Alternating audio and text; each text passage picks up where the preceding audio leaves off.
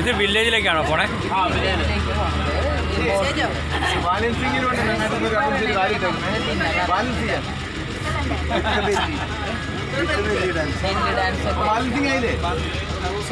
അത് വേറെ.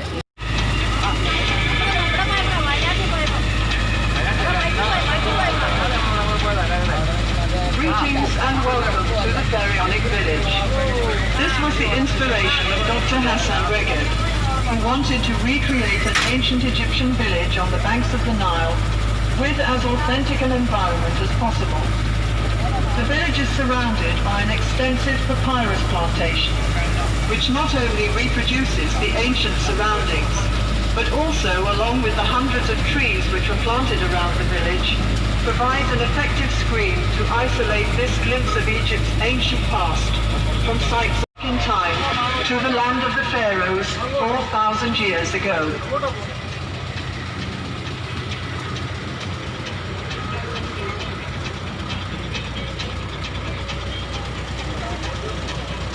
Between the trees is a statue of the Roman god Milos, a personification of the river Nile. Milos rests his arm on a sphinx, symbol of Egypt's great antiquity, and is attended by crocodiles which were found in the Nile in ancient times. The children surrounding the god represent the new life and fertility brought to the land by the annual flood. First of all, we will enter the canal of mythology, where there are statues of some of the principal gods and pharaohs of ancient times. The plant growing in the water here is papyrus, which was used by the ancient Egyptians for making paper of her husband's body, and then brought him back to life, after which she conceived her son Horus, who was eventually to avenge his father's murder.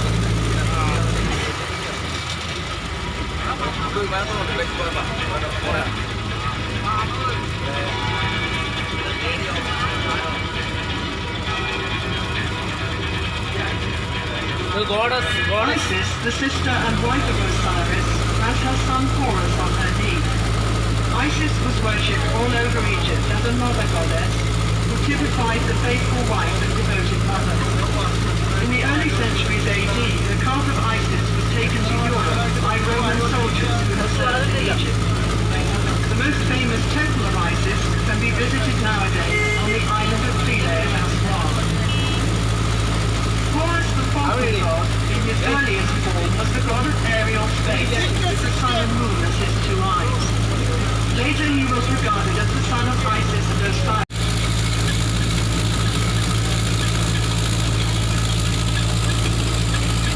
Thutmose III was one of the greatest generals of ancient times. He succeeded to the throne of Egypt at about 8 years of age, but was supplanted by his stepmother, Queen Hatshepsut, who ruled as pharaoh for the next 22 years. During this time, Thutmose trained in the priesthood and the army. As pharaoh, he carried out 17 military enabled tax assessors to estimate the revenue in a form of monotheism. At the same time, he introduced a dramatic change and was a keen supporter of the cult of the Atum. After Akhenaten's death, the Egyptians returned to the old form of the religion during the reign of his successor, Tutankhamun. Ramesses II had one of the longest reigns in ancient Egyptian history, as he was pharaoh for 67 years. World history.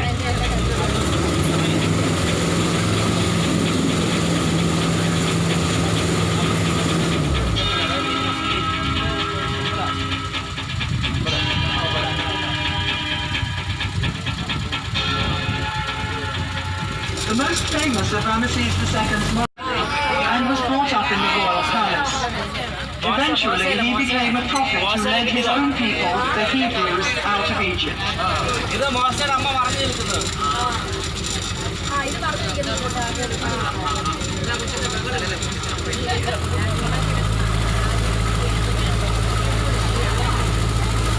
Particularly regarded as a patron of women in childbirth. In general, Bes was the god of pleasure and enjoyment of every kind.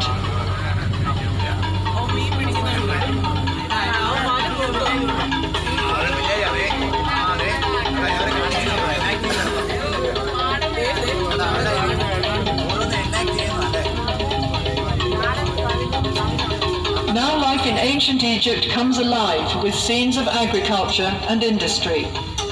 The nobleman and his wife are enjoying the fresh air in their garden pavilion. They are playing a game called senet, a game for 2 players, a form of which is still played in Egypt today.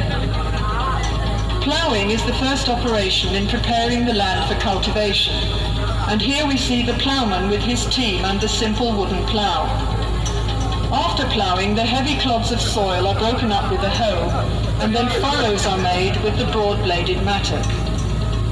The sower scatters the seed from a small bag or basket, and sheep follow the sower to press the seed into the tough soil with their feet. Beside the houses in the background are pigeon towers. The Egyptians kept pigeons for food, and they were used for carrying messages, especially for the army. The fields are irrigated by means of the shadoof, which works like a balance, with a bucket at one end of a long pole and a heavy stone as a counterweight. Shadoofs are still sometimes used in the Egyptian countryside. When the grain is harvested, the sheaves are carried to the threshing floor in a net bag hung on a long pole. When a thick layer of grain has been spread on the circular floor, oxen or cows are driven round to break up the ears of grain with their heavy feet. The next process is winnowing, when the grain is tossed up into the air so that the lighter chaff or husk will blow away on the wind. The grain is then taken to be stored in the silos. The scribe makes a careful record of all the grain which is being stored. This was important for taxation purposes, as there was no money in Egypt in pharaonic times.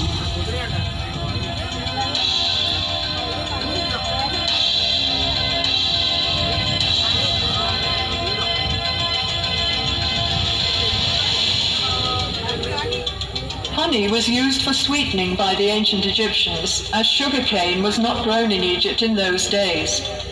Beehives were made of pottery tubes piled up in rows, and in some parts of the country, beehives are still made this way today. The River Nile was the main highway of communication in pharaonic times, so boat building was an important industry. Small boats were made of bundles of papyrus tied together with ropes. Such boats were used for short journeys and for fishing or hunting trips. Larger boats were made of wood, usually cedar wood imported from Lebanon. Wooden boats were pegged together with dowels and sewn together with ropes, as can be seen in the cross-section on the bank. When the boat was put into the water, the wood expanded and the rope shrank, so the boat became completely watertight. A royal boat of this type can be seen in the museum beside the Great Pyramid of King Cheops at Giza. The palm tree was a valuable resource for the Egyptians. The trunk was used in house building, and the branches provided fronds for making mats and baskets, while furniture and boxes were made from the ribs. The boxes were used for storage and as cages for small animals and birds. The Egyptians today still use the various parts of the palm tree for the same purposes. There were many different kinds of... Let's see if he's been lucky today.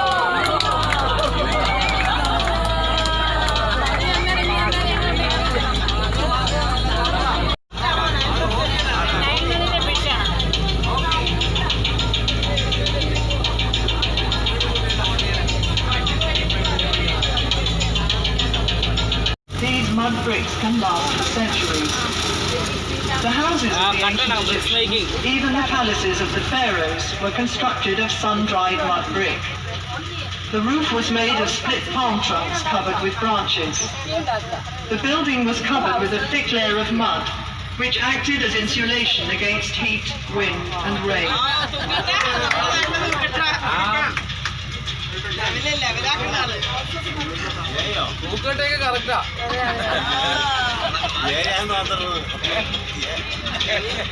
Glass making was introduced into Egypt after the military campaigns of Thutmose III about 1450 BC, when captive glass makers were brought here from Syria.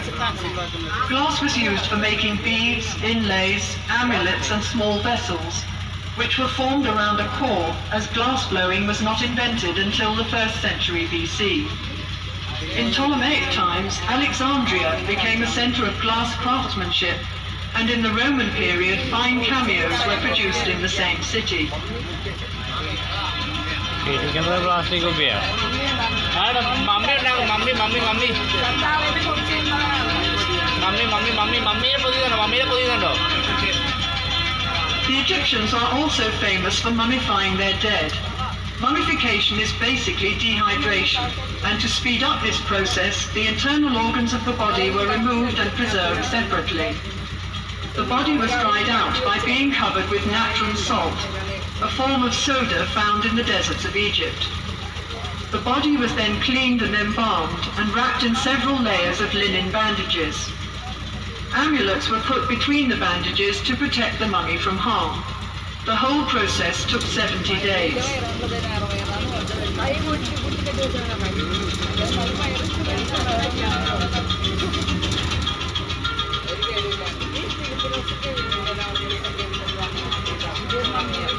Pottery making is one of the oldest crafts in Egypt, dating back to about 6000 BC.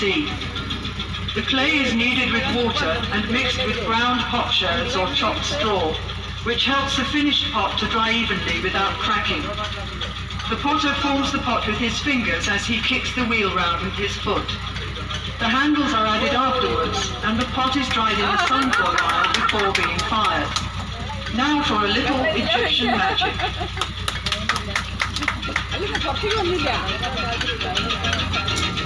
അതിന് വേറെ ഇതുണ്ടാവും, അതിൻ്റെ ഉള്ളിൽ 2 വാളുണ്ടാവും. അതിൻ്റെ നമ്മൾ ഒഴിക്കുന്ന വെള്ളം അതിൻ്റെ അടിയിലിരിക്കും. This scene shows the different stages in decorating a stone wall. First of all, the surface is leveled, then smoothed and polished with a piece of hard stone. Grid lines are marked in red on the prepared surface to ensure accurate enlargements of the original drawings. The artist copies the outline onto the wall, working from the sketch made by the chief artist on a small slab of stone or a piece of papyrus.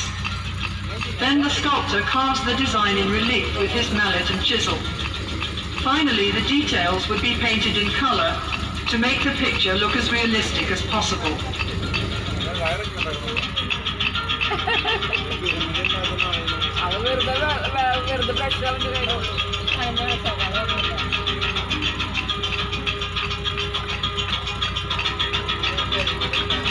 Base by hammering wooden wedges into holes cut in the rock. The wedges are soaked with water, and as the wood expands, the block breaks away. After the stone has been smoothed and polished, the profile of the work is outlined on one side, and then the sculptor carves out the figure, rounding it off first on the front and then on the back.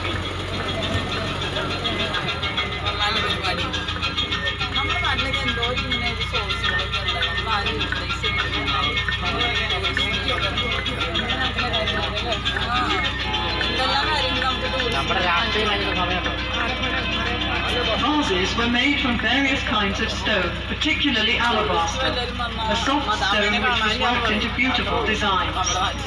After the rough piece of alabaster has been polished smooth, the inside is hollowed out with a drill with a flint or copper bit. On the left, a man is sawing a log of wood into planks. Other tools used were a hammer, chisel, an adze, and a bow drill for boring holes.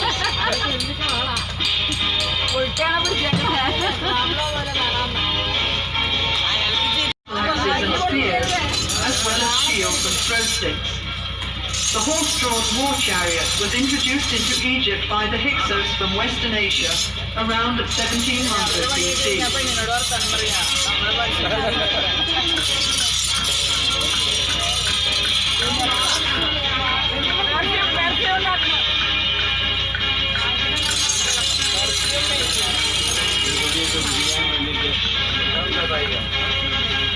Perfumes were very popular in ancient Egypt and consisted chiefly of fragrant oils and fats. The juice is extracted from sweet-smelling flowers in a bag of heavy canvas, the ends of which are twisted in opposite directions with wooden bars, by the Egyptians for clothing and many other purposes. Bundles of flax stalks are pulled through a large wooden comb to remove the tops and leaves. The stalks are soaked in water for a few days to soften them and then beaten with a wooden mallet. They are then pulled through a smaller comb to separate the fibers from the outer woody covering, and the good fibers are picked out and spun into thread on the spindle. The fine linen thread is then woven into cloth on a loom. The earliest looms in Egypt were horizontal, and the upright loom was brought to this country by the Hyksos. Stem is the best part for paper making. The outer green rind is peeled off and the white pith is sliced into thin strips which are soaked in water. After repeated soaking, the now pliable strips are placed on a piece of cloth in two layers, one vertical and one horizontal. The surface of the sheet thus formed is then hammered with a wooden mallet to cause the fibers of the two layers to stick together. The sheet is then covered with and pressed between two heavy stones for several days. During that time, it also dries out in a hot sun, and the piece of paper is ready for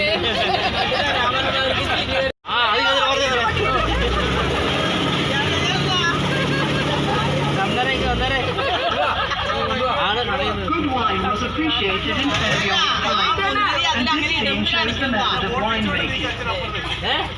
അവിടെ ആളുകൾ നിന്ന് ചവിട്ടണ് അതിൽ നിന്ന് വന്ന juice എടുത്ത്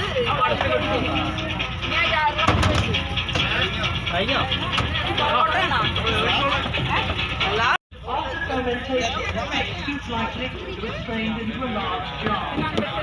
In Roman times, beer was considered to be a good wine. We hope you have enjoyed. Would you please disembark from the boat to continue your visit?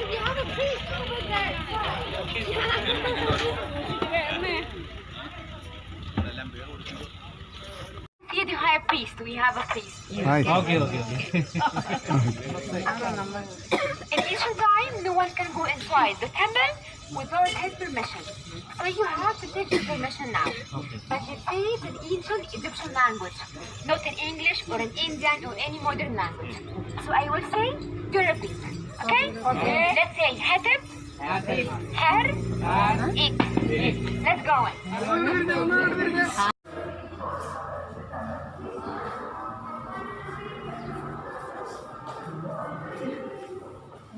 Yeah, and the height of each one about 22 meters. So it's very, very long. And we have here only 12. Okay? Okay. So the original one has. So the original one is very wide. Yeah, very big and wide. It's called the mountain walk. Yeah. We know the time by ഒരു മണിക്കൂർ അത് ഒരു മണിക്കൂർ അങ്ങനെ 12 മണിക്കൂർ 2 പ്രാവശ്യം വെള്ളം ഇങ്ങോട്ട് Come to it.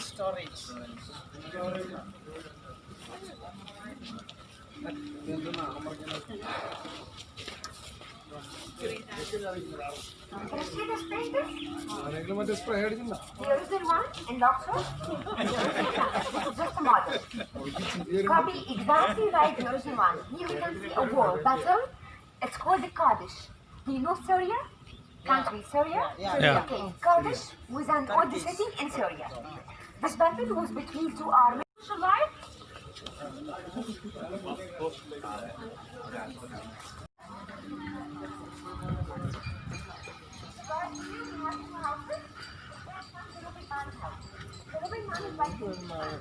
And we mostly have a car, right?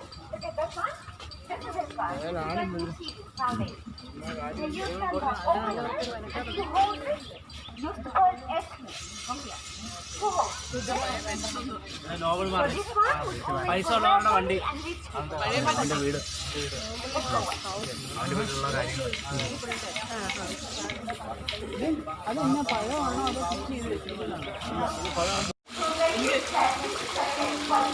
Albert വേണ്ട പൂച്ച ജീവനുള്ള പൂച്ച പൂച്ചയും കല്ല് പൂച്ചയും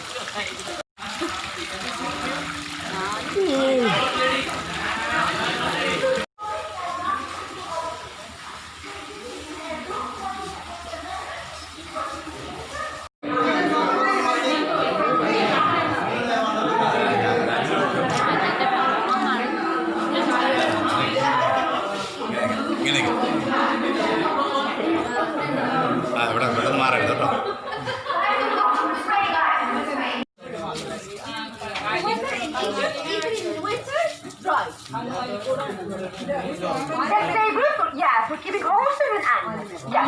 Do you know what the that one? It's a jar. For the silos, for keeping seeds. Seeds on.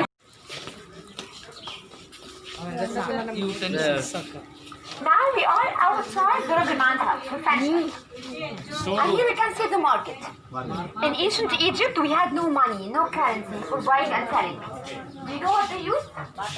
Yeah, but very small.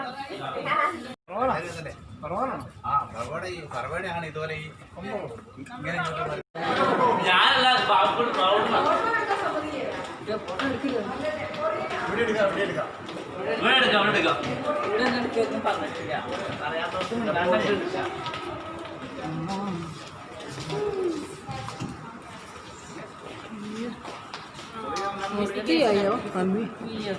You can, okay? So, listen, my friends. All we have here is for him another pair, and they both their belongings are round. അതായത് ഏൻഷ്യന്റുകാർക്ക് അവർക്ക് പുനർജീവനിൽ വ്യത്യാസമുണ്ട്, വിശ്വാസമുണ്ട്. അതുകൊണ്ടാണ് അവർ ഉപയോഗിച്ച എല്ലാ Hot, dry desert, and the desert has salt. For that, the body was dehydrated to become fossil. This is a natural one. Okay? So now we'll talk about the mummification the embalming way. This is artificial process the ancient Egyptians used to do at that time because also they believed in afterlife and they imagined the soul like a bird with human face. And to make that soul still related to the earth, they must keep the body out frozen.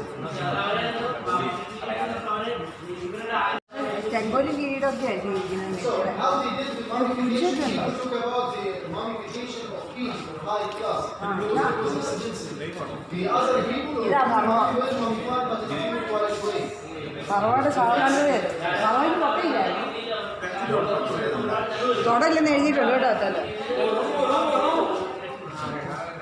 So the first step is extracting the organ which could be composed inside.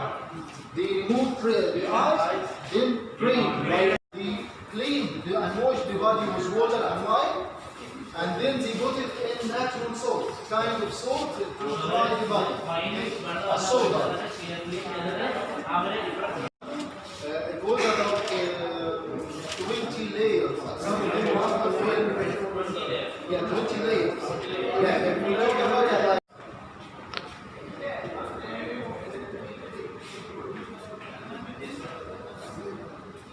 Pyramid ഉണ്ടാക്കുന്നത് എങ്ങനെയാണ്?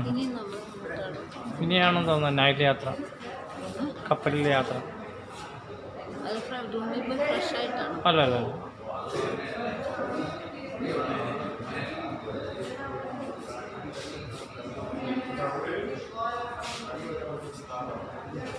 അത് കഴിഞ്ഞിട്ട് നമ്മൾ ഹോട്ടലിൽ ഉണ്ടാക്കും. പിന്നെ ഭക്ഷണം കഴിച്ചിട്ട് അത് കഴിഞ്ഞിട്ട് അവിടെ കഴിഞ്ഞു. അല്ല അപ്പോൾ പിറ്റേ ദിവസം പിരമിഡ് ഉണ്ടാക്കുക. ഇത് അധികവും യൂതന്മാരെ കൊണ്ടാണ്, ഇസ്രേലിയരെ കൊണ്ടാണ് ഇതെല്ലാം ഉണ്ടാക്കി വെച്ചിരിക്കുന്നത്. സ്ലേവായ ആ സമയത്ത് ഇസ്രേലിയരെ കൊണ്ടാണ് ഇതെല്ലാം ഉണ്ടാക്കി വെച്ചിരിക്കുന്നത്.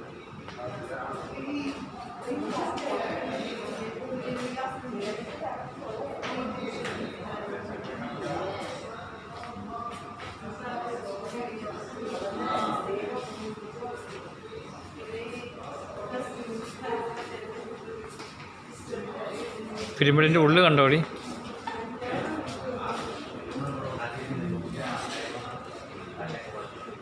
ഉണ്ടോ അതിൻ്റെ ഉള്ളിൽ കണ്ടോ?